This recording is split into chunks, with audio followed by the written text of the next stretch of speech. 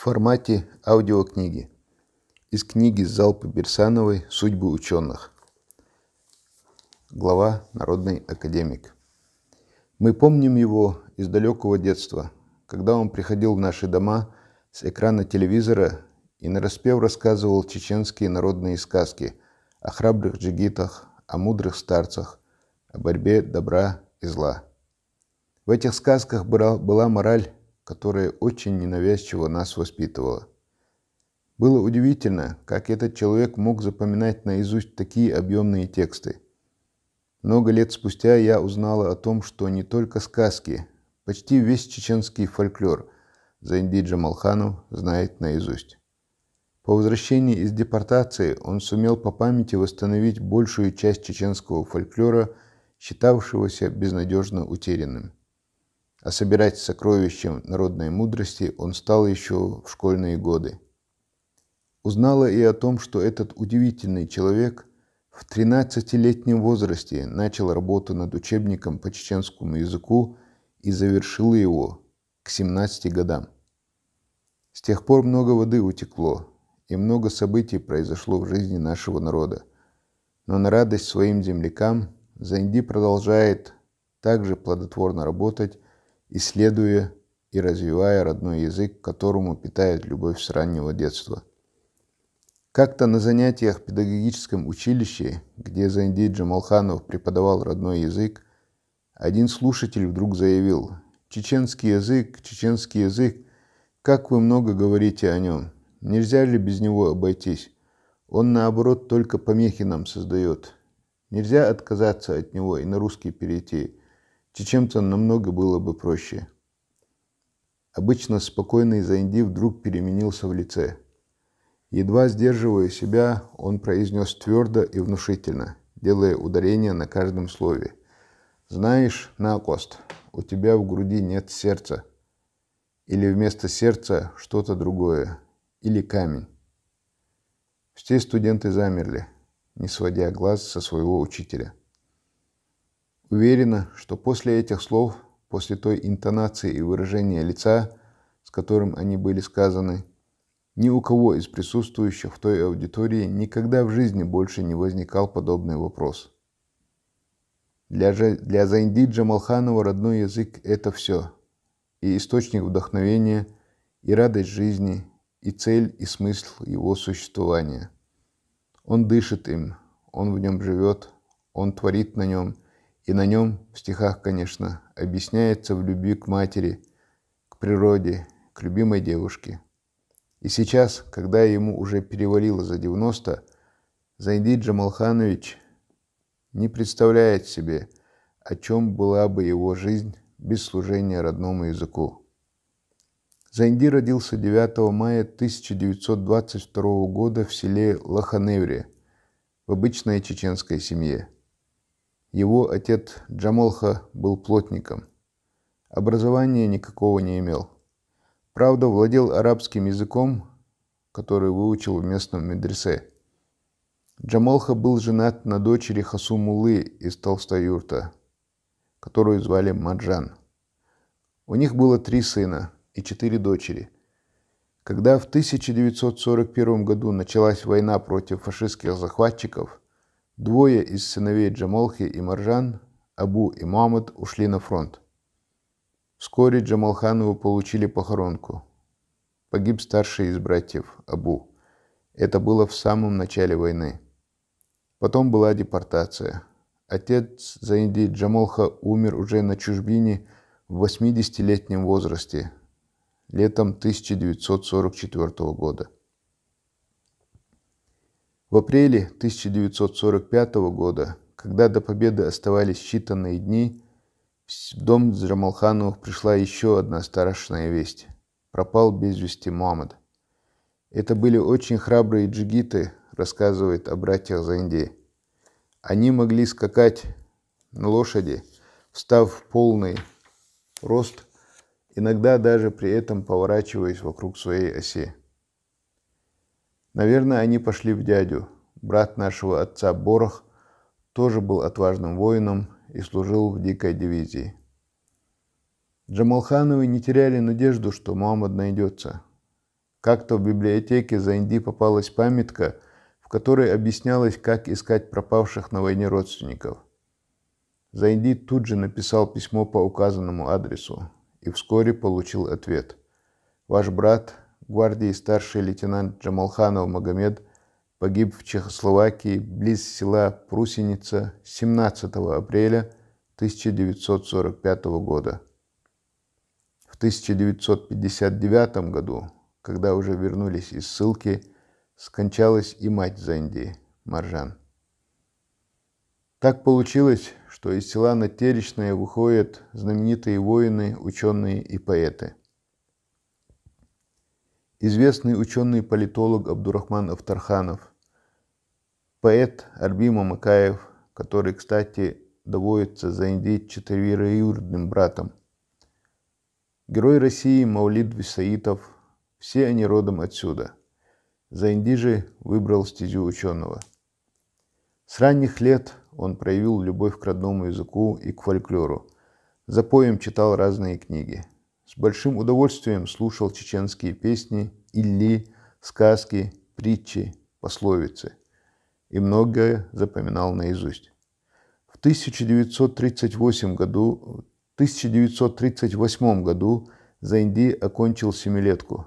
Как раз в это время в республику по просьбе Чечено-Ингушского обкома КПСС приехал из Москвы известный ученый, профессор Института языка Академии наук СССР Яковлев для подготовки национальных кадров.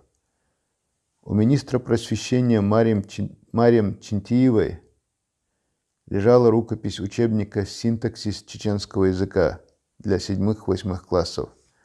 Она, как ученый и большой патриот своего народа, не без гордости продемонстрировала московскому гостю этот труд, сообщив при этом, что учебник скоро будет издан. Яковлев выразил желание сотрудничать с автором учебника в вопросах исследования чеченского языка, издания книг и так далее. Так, 16-летний Заинди Джамалханов познакомился с именитым ученым. Их сотрудничество оказалось очень плодотворным, как для Заинди, так и для всего чеченского народа. Заинди работает в те годы, не щадя своих сил. Он и в школе преподает, и в районную газету «Путь социализма» статьи пишет. Кстати, в эту газету он пришел еще школьником. Это было в 1937 году, вспоминал один из старейших журналистов Чечни Билал Чалаев. Однажды в редакцию Натеречной районной газеты «Путь социализма», где я тогда работал, на очередную летучку был приглашен почему-то незнакомый и незаметный юноша. Когда все журналисты собрались в кабинете редактора, он начал летучку непривычно, прочитал статью на убедительных и точных примерах, анализирующую стилистические и грамматические ошибки, допущенные в публикациях газеты за месяц. Все были удивлены и содержанием материала, и логикой доказательств и комментариев, и прекрасным знанием языка автором. Ему просто нечего было возразить. Все недоумевали, откуда взялся этот знаток языка, что осмелился учить их, журналистов. «Ну и как вам статья?» – спросил редактор, закончив читать ее. «Очень точно все подмечено, профессионально, с точки зрения норм литературного языка и грамматики. Видно, что автор в совершенстве знает чеченский язык. И еще заметно, что человек этот старый, опытный специалист, а может быть и ученый», – высказывали свои предположения некоторые журналисты. «Старый, говорите?» – весело рассмеялся редактор. «Ну что же, знакомьтесь с этим стариком-ученым. Автор прочитанной мной статьи является выпускник нашей сельской 7-летней школы Заинди Джамалханов. «Встань, Заинди», – обратился он к юноше, на которого мы не обращали никакого внимания. «Покажи себя». Только после этого все с удивлением и любопытством посмотрели на подростка лет 14-15, который скромно забился в угол, растерянно и стыдливо уставившись в пол. Не может быть, чтобы именно он написал эту статью, откуда у него такое великолепное знание языка и такая безупречная грамотность, засомневались многие журналисты. Но их мысли снова прервал редактор. «Товарищи», — сказал он, — «если вы не возражаете, а надеюсь, что таких нет, мы бы теперь могли послушать самого Зайди». Никто не возражал. Всем было любопытно узнать, на самом ли деле он такой знаток языка. Одно дело на бумаге, все можно у кого-нибудь переписать, и совсем другое дело – живая речь. Но первые же слова, робко произнесенные смущенным молодым человеком, развеяли все наши сомнения. Зайди действительно был знатоком языка, апеллирующим в подтверждение своих слов к научным исследованиям по языкознанию. Зайди сразу же по окончании школы был зачислен в штат редакции газеты «Путь социализма». Здесь он проработал до 1944 года, когда со всем чеченским народом был депортирован в Казахстан. Увлечение родной литературой и языком приводит Зайди к знакомству с известными чеченскими учеными и литераторами. У него появляются свои кумиры. Жаль только, что многие из представителей чеченской творческой элиты были в те годы репрессированы. К счастью, Зайди эта участь миновала. На чужбине Зайди пришлось осваивать новые профессии. Он работал откатчиком, бодейщиком, счетоводом на Марганцевом руднике, учителем школы в поселке Джезда, заведующим клубом и библиотекой совхоза Четский, Четского района Карагандинской области. Наконец был вызван в Алма-Ату для работы в редакции республиканской газеты «Знамя труда», которую в 1955 году начали выпускать для спецпереселенцев, чеченцев и ингушей. В 1957 году, по возвращении на родину, он работал в Чечено-Ингушском научно-исследовательском институте истории, языка и литературы. Учил родному языку детей в своем селе, но основную часть жизни Зайди посвятил преподавательской деятельности в Грозненском педагогическом училище. Кстати, несмотря на солидный возраст, он до сих пор работает в филиале этого учебного заведения в селе Надтеречном, Лоханевре.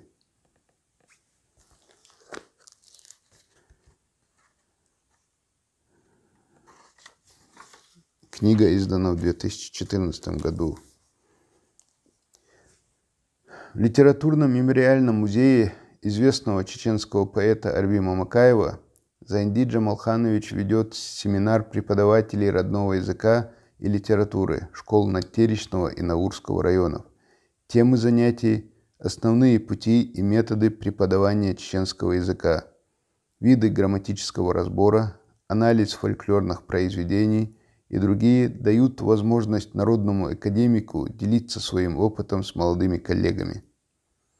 Впрочем, поделиться своими знаниями он рад не только на работе, но и дома, в любое время суток.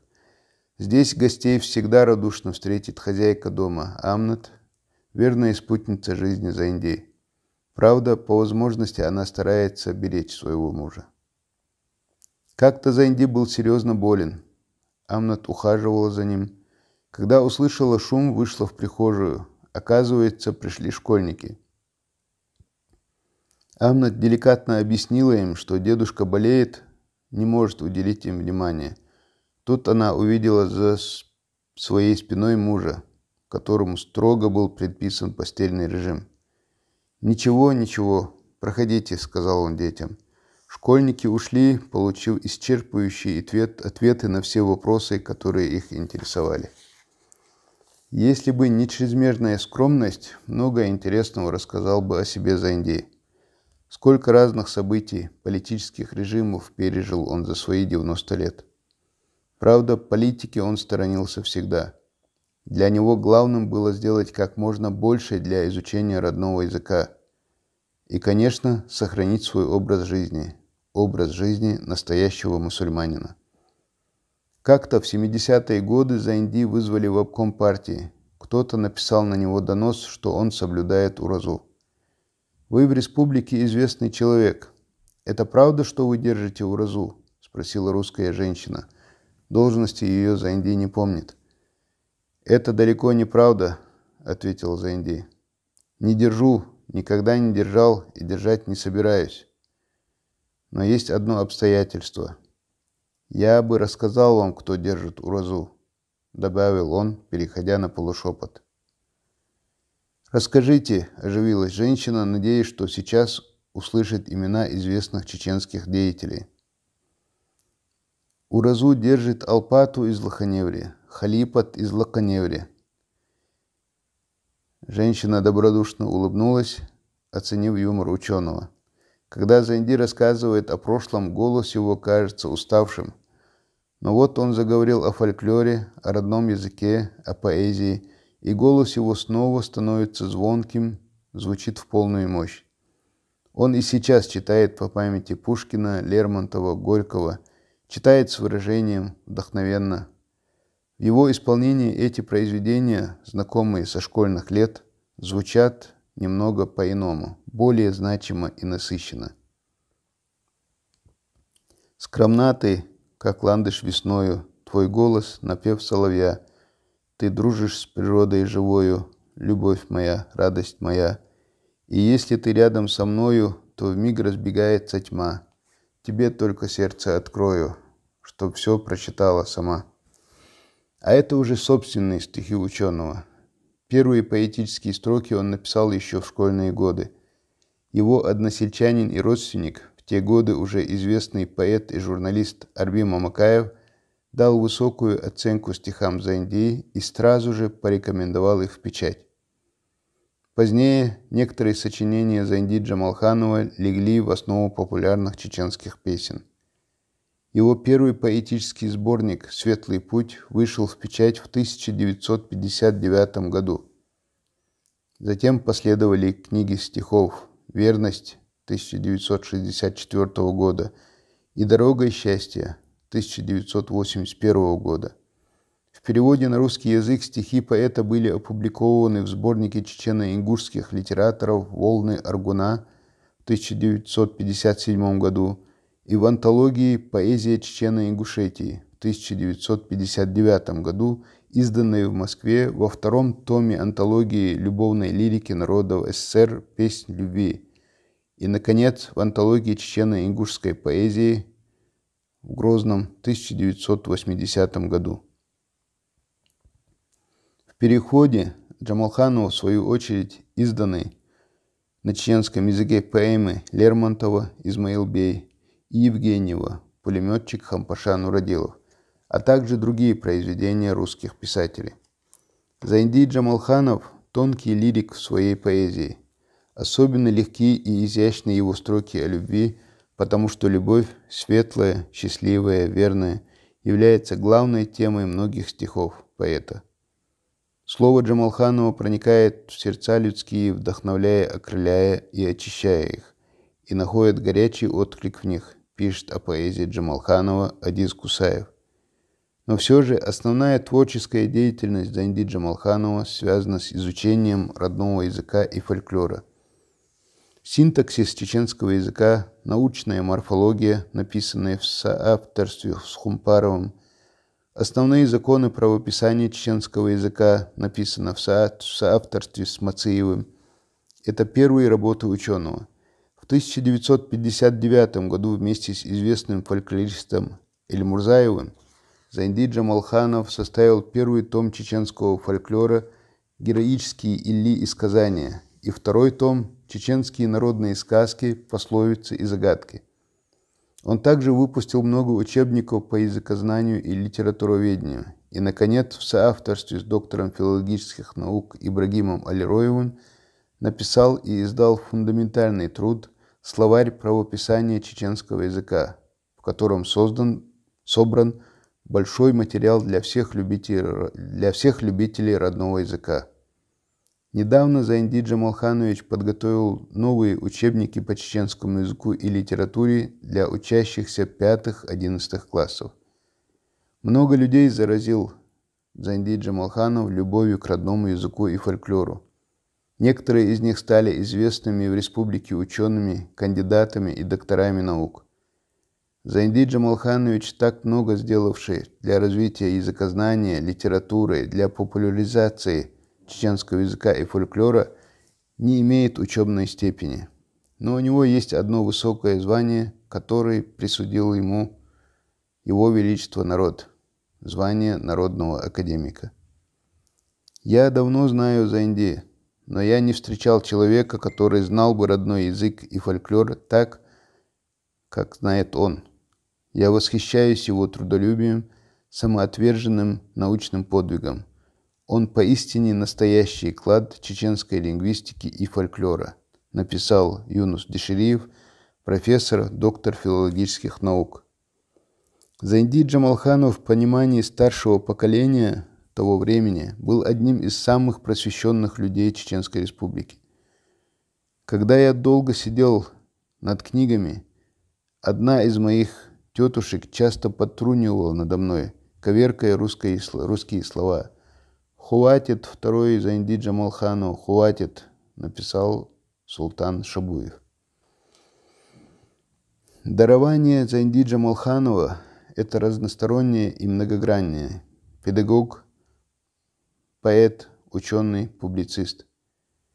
И при всем этом он человек очень скромный, стеснительный, добрый, безобидный и доверчивый, как ребенок. Все, опыт, знания, поэтическое мастерство, успехи в языковедении и исследовании фольклора, звание почетного профессора Чеченского государственного университета и заслуженного учителя республики достигнуто самоотверженным трудом, огромной волей, неутолимой жаждой познания. Ничто не падало на него манной небесной, ни жизненные, ни творческие пути его не были усыпаны розами. Терний на них было, пожалуй, больше. Мне много раз доводилось бывать с Зайнди Джамалхановым на встречах с читателями, с односельчанами, на уроках родного языка, в Грозненском педучилище, которое он проводил с блеском. И всегда и всюду становился свидетелем, как он прямо-таки пленял и завораживал людей своей речью, глубиной и широтой познаний, чистотой и богатством языка. Его знают и любят, уважают и почитают все. Многие его фразы сразу же становятся народными, их повторяют как пословицы и поговорки. На него ссылаются как на самый веский и неопровержимый аргумент. Как Зайнди сказал в своей передаче, а Зайнди писал в своей статье, к нему обращаются, с ним советуются как с самым непререкаемым авторитетом и ученые-языковеды, и исследователи народного творчества, и методисты, и молодые литераторы. Он бескорыстно и щедро помогает всем мудрым советам, редактированием, рецензированием. Так пишет Адиз Кусаев, журналист из «Краевед».